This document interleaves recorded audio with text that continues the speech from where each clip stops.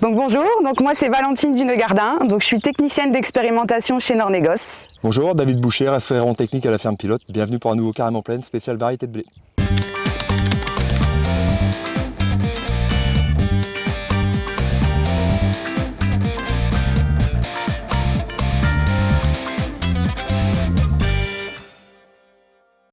Avant toute chose, on va revenir sur la vidéo consacrée aux pommes de terre de la semaine dernière où on parlait de biostimulants. Alors il y a eu quelques petites remarques, questions sur les biostimes, déjà catégorie qui fait souvent rire, mais finalement dans l'avenir on va se rendre compte que ça va quand même nous donner un sacré coup de main.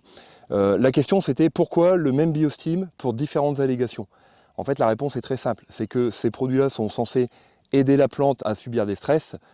Quand elle subit des stress, il faut absolument l'aider à véhiculer la sève dans son organisme pour distribuer l'eau, les minéraux. À partir de ce moment-là, cette eau-là, elle va aider à lutter contre le stress hydrique, mais elle va aider aussi à aller remplir les tubercules.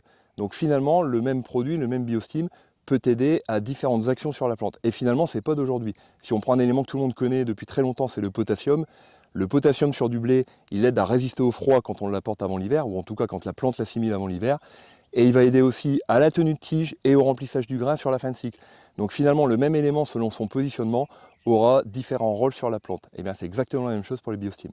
Alors ici on se trouve dans une parcelle de blé située à Gouy-sous-Bellonne, qui a été semée le 20 octobre. Il faut savoir qu'ici on a mis en place un essai variétal avec environ 120 variétés qui seront testées pour avoir des résultats complémentaires pour la saison 2022-2023. Chez Groupe Carré, 4 autres plateformes ont été mises en place dans la région pour tester les différents contextes pédoclimatiques.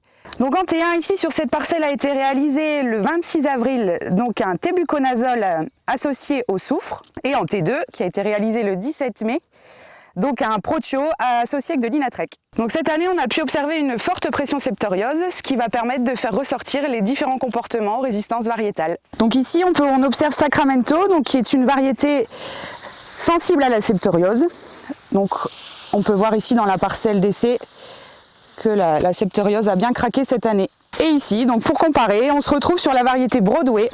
Il faut savoir qu'on est sur le bloc non traité, même en non traité, la variété Broadway se comporte très bien au vu de sa résistance à la maladie. Alors par la magie du cinéma, nous voilà arrivés à Cartigny dans la Somme. Pourquoi ici? Comme on l'expliquait, l'idée chez nous pour les essais variétaux, c'est de placer les variétés dans tous les contextes possibles et pas seulement dans des bons limons pour voir un peu comment elles se comportent et le réel potentiel qu'elles peuvent vous apporter chez vous, sur vos fermes, dans vos territoires particuliers. C'est pour ça qu'on a des plateformes dans les bas champs, qu'on en a en blé sur blé, qu'on en a dans des petites terres, dans des bonnes terres, ce qui nous permet de voir un peu la régularité des variétés. Donc ici à Cartigny, on est sur un argilo-calcaire très superficiel, très séchant. C'est pour ça qu'on voit une allure des blés vraiment pas joyeuse aujourd'hui. Donc ici on est sur un semis du 12 octobre, ce qui explique que les variétés qui avaient des créneaux plutôt novembre vont être très défavorisées et très impactées par les maladies. Et au niveau du stade, il varie bien entendu selon la précocité des variétés. Globalement sur la parcelle, on est ici aujourd'hui à grain laiteux. Protection fongicide, on est sur un programme relativement conventionnel, du Tébuco en T1, repris en T2 par du Révisol et du Fluxapyroxade, puis en T3 par du Protioconazole et du Tébuco.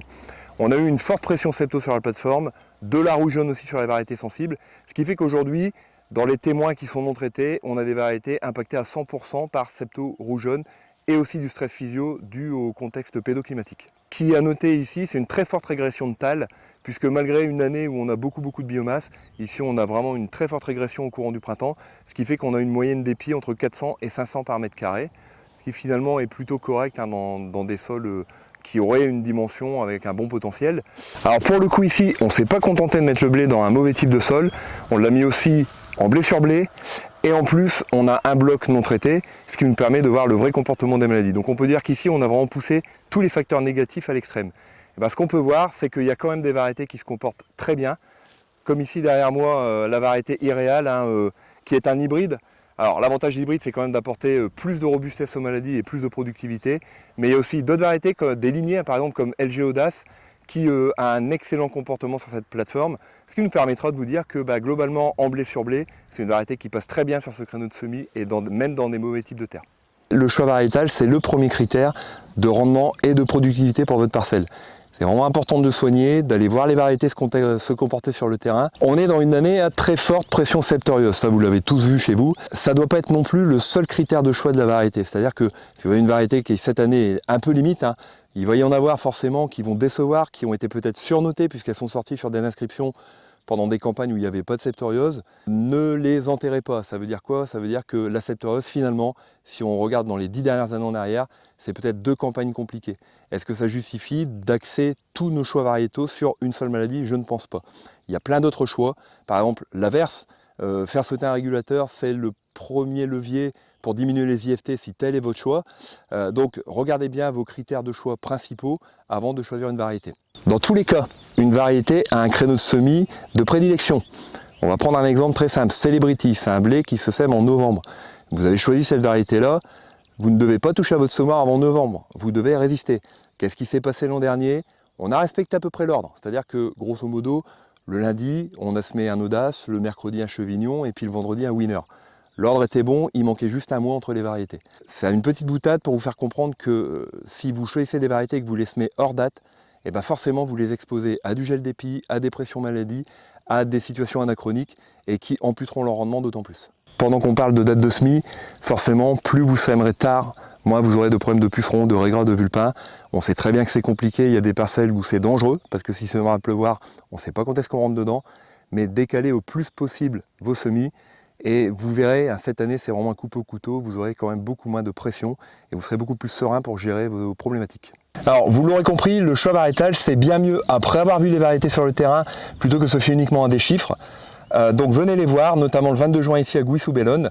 Merci Valentine pour cette belle plateforme. Merci à toi David. Donc on espère avoir répondu à toutes vos questions. Si vous en avez d'autres, n'hésitez pas à contacter votre technicien. Et à bientôt pour un nouveau Carrément Plaine.